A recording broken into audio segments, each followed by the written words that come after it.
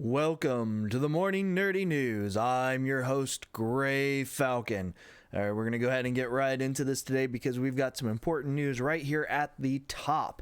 And that is going to be that GameStop will restock PS5, Xbox Series X bundles today. So if you haven't had your chance in order to get your hands on one of these, check your local GameStop today. Go call them. Go stop by the store, be first in line, check online. We don't know exactly what all the details are, but it says, unfortunately, it's unclear exactly when PS5 or Xbox Series X will be restocked, according to GameStop's Twitter account. However, today, January 21st, we have information saying that they are going to have them. Though a limited number of units is expected, so you'll want to be quick if you want to pick up the new console. So call them, check online for your local one, be first in line, maybe go there, check online on your phone while you're waiting for your store to open this morning. But this is big news if you have been trying to get a hold of one of these. All right, and then we're going to have some other information on game sales. So apparently Amazon is having a pretty big game sale.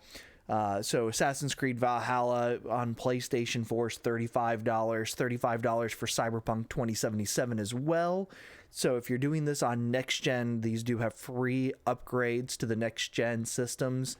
You can enjoy these running at a much better performance rate than you would if you were trying to run them on the old systems, especially Cyberpunk, which is basically unplayable currently on prior gen systems. I heard that there have been some patches that have gone out for that, but I don't know how well it's actually running if you kept that game. Playing it on PC, so I can't say for sure on there, but my understanding is if you are running it on next gen, you're going to be just fine with that one. We also have Immortals Phoenix Rising, so this one is sitting at $30 or just under $30 as well. Godfall has dropped to $50. However, that one I have seen sell for closer to $40. It didn't do real well, so you might want to keep an eye on that one. And if it seems like something you're interested in for long term and hoping that the gameplay gets better overall as the game develops, kind of the same way like Destiny did, might be a good time to pick it up if you can find it closer to that $40 mark. But otherwise, there's a lot of other games that are on sale. I'm not going to cover those. They're all primarily last-gen games. You can pick up Watch Dogs Legion for $40, $39. Some of these games, however, are a bit more expensive if you are picking them up on Xbox. So the primary sale is on PlayStation games, but a lot of these are on sale on Xbox as well. You're just going to have to pay a little bit more. From the couple I looked at, it's typically about a $5 to $7 premium to get it over on the Xbox side instead.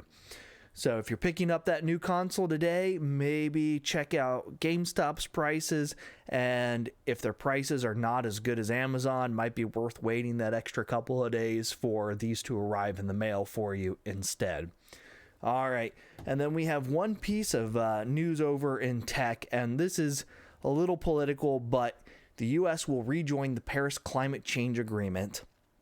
So basically how this affects technology is we're probably going to see a boost in sales of like electric cars from this, a boost in, what companies are actually producing, a higher number of electric vehicles overall, maybe a push more towards faster setting up where all vehicles need to be electric. So I think that's where this is really going to make a difference within that. I don't know that this is going to affect other parts of technology in any major way, shape, or form.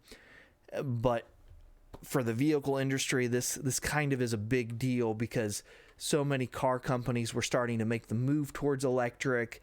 And with everything that had been going on, it looked like it was going to maybe shift back to a little bit more of a balance with the expectation that long term will end up all electric, but not as fast as it was before. But with this change, I would expect that this puts us back on the faster track for overall having primarily electric vehicles on the market available sooner than later.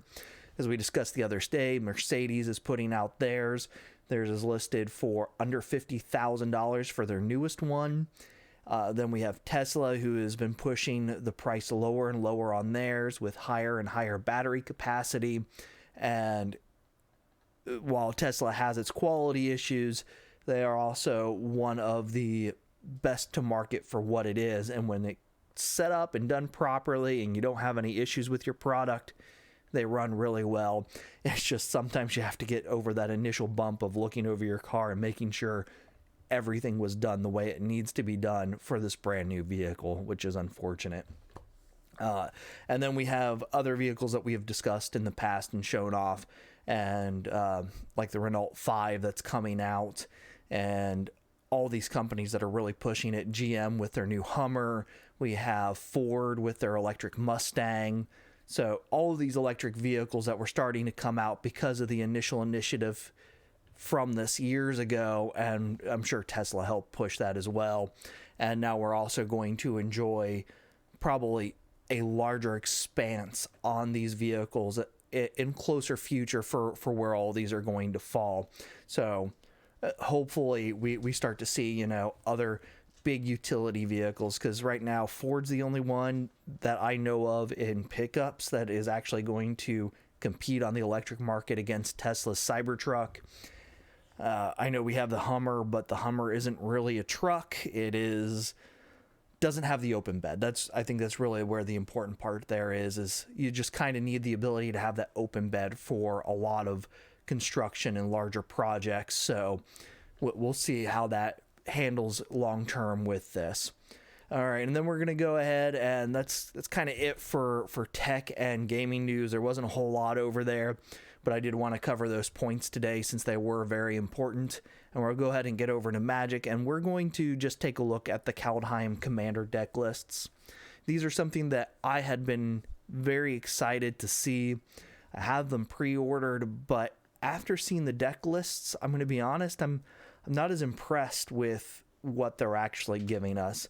I was really excited about the Renard one because it's built around Foretell. His whole ability is to give that 0 Foretell cost. So that's, as far as my understanding, the initial cost. I originally thought that it was the pay cost where it says Foretell, for instance, on Cosmic Intervention, and it's the Foretell cost says it's 1 generic and a white for that, but apparently it is the exiling cost for the Foretell. The 2 is what it appears to be. So sorry if there's any confusion on that, as I've mentioned before. But there isn't a whole lot of Foretell in the actual deck that is built around a Foretell commander. We have these primary ones, so we get Cosmic Intervention, we get the Stoic Farmer, we have Sage of the Beyond, Spectral Deluge, Tales of Ancestry, and not a whole lot else. These are just, you know, the rares or mythic rares that they're showing in here. There are a couple in here that are, you know, available for it, but it's not the higher end ones. Like we get Saw It Coming in here, which is a good one. That is a really good Foretold card. But overall, most of these do not have Foretell. They put a lot of extra cards in here from prior sets, and some of them are decent, some of them are whatever. But the lack of Foretell in a deck that is supposed to be heavy Foretell really makes me feel disappointed in this particular commander deck. And I just feel like they should have put more of the new cards in here. And I get that they want you to go out and buy the packs and, you know, look at the secondary market and pick those up. Not that that really helps Wizards, but it means someone cracked that pack. It means someone spent the money to open that and give that card value on its own once it's out of there. But yeah, I'm just disappointed that we didn't get enough support for Foretell in a deck built around Foretell. And you can just see these are the creature cards. I'm just going through here. I want you to get a quick look at all the cards that are in here. I'm not going to read through all of them. You can head over to Wizards and check out their articles on this for these deck lists. But, you know, Meteor Golem has been in everything. overpriced removal for a 3/3. It's one of those things that I've seen every once in a while if you have to use it, but really it's printed and put in almost all these commander decks now, and it's just not good value for what you use it for. Storm Horde, Storm Herd, but there's another card in Commander that is better than this, and I don't know, maybe it's over here in this, but these are not popping up. But I don't think, when I looked and checked all these, I don't believe the actual one from the set is in here. They put in Storm Herd instead. Create X11 white Pegasus creature tokens with flying, where X is your life total, and that one costs 10. In a white blue deck, getting to 10 mana, that's a lot. There's not really much ramp in this, so you'll have to go out of your way to find your own way to set up ramp, and just overall I feel very disappointed in this. We'll just get through the rest of these here fairly quickly. Snowlands, I'm disappointed that there are not Snowlands. I get that, perhaps snow is not the primary basis of either of these commanders, but the cost of snow, so if you go over to like Card Kingdom, you're paying 79 cents per Snowland. So in a commander deck, you need 35-ish lands, so that means you're spending well over $20 in order to get the lands you need if you wanted snow in a commander deck. In a non-commander deck, you're probably closer to $15 to $20 for snow lands if you wanted to use that mechanic.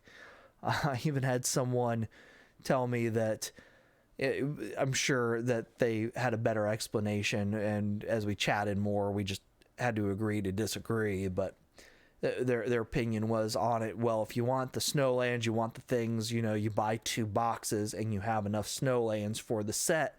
And all I can think is, if you're a new player, if you are someone looking to come in and get one of these, you don't want to spend a huge investment into something that you're just not ready to start making that type of investment into, or you're someone who is very much adamant about buying singles just so you get what you need. The idea of saying, well, you need to spend over $200 to get your snowlands, and we'll see what else good you get out of it, is kind of ridiculous. If you're someone who already knows that you love this game, you want to be invested, you want to go and crack packs, you want to do a draft with your friends or something, great. Not a big deal to go in and make that investment and do that, and play the gamble on the set boosters if you want, and see if you get something good, or if you end up losing out and the house wins and you don't break even on those sometimes. But it's one of those things where telling a new person, well, you just got to go spend a ton of money to enjoy this and use this mechanic, doesn't seem fair. And if your local GameStop sells the snows and you can buy them for 5 cents a piece or less, great, awesome. I hope your local game store does that for you. If your local game store is Walmart, I'm sorry that you are going to have to spend a fortune to be able to enjoy the snow mechanic that is built into this thing, because it's unfortunate that we can't just get snowlands in here. But we'll go ahead and come down here to the elf deck. Now the elf deck I'm a little more impressed with. It has a lot better synergy, I think. It's one of those things where if you've been playing for a little bit, you probably have elves. If you haven't been, it's not expensive in most cases to get elves to replace things in these decks, to go ahead and improve them in some cases. So overall, I am far happier with the elf deck than I am the foretell deck, simply because it does what you need it to do overall. It doesn't have a foretell mechanic that it's built around, so they are able to go and grab cards from prior sets that synergize well with this, that didn't necessarily have to spend a lot in order to actually build this on your own, but it is some savings to come in here and pick this up and then make alterations to it for the way you would want to have it. So we'll just scroll through here. We have elf on elf on elf on elf.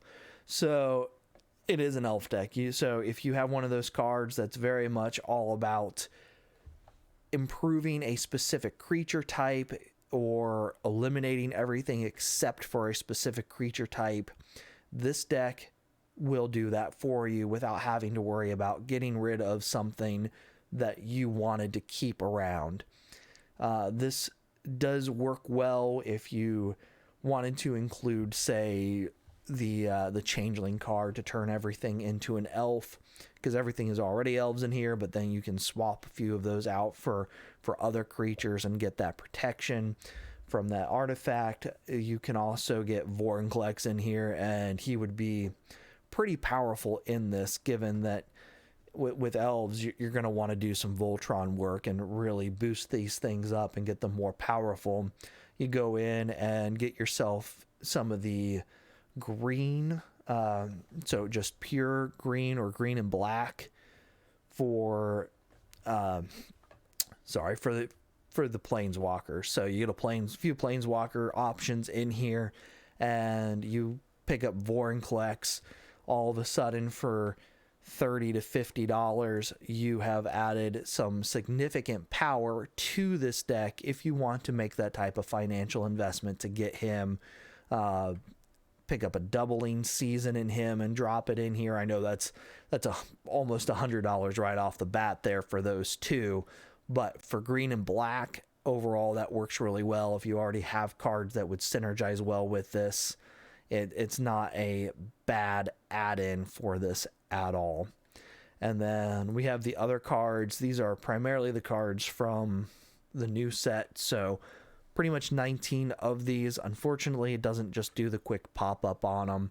You scroll up here, you can see that they are showing off 8 of them, and then you'll have to go look up the other ones on your own. But overall, far happier with this than I am the other deck, just given what was advertised and what my expectations were for these. That's going to be it for today. I did send out a message trying to find out if there are box toppers on the draft packs. So if you are looking at getting a draft pack or a set pack where that's going to make a difference for you, Magic had a presentation from last night showing one of these packs being open for the draft pack, and I did not see a draft booster, or sorry, a box topper on that. So if I'm wrong about that, sorry, I missed it. I don't know how I missed it, but I did. But I don't think there is one, so I just sent a message on Twitter trying to confirm. We'll see if Gavin gives a response back and actually provides that information.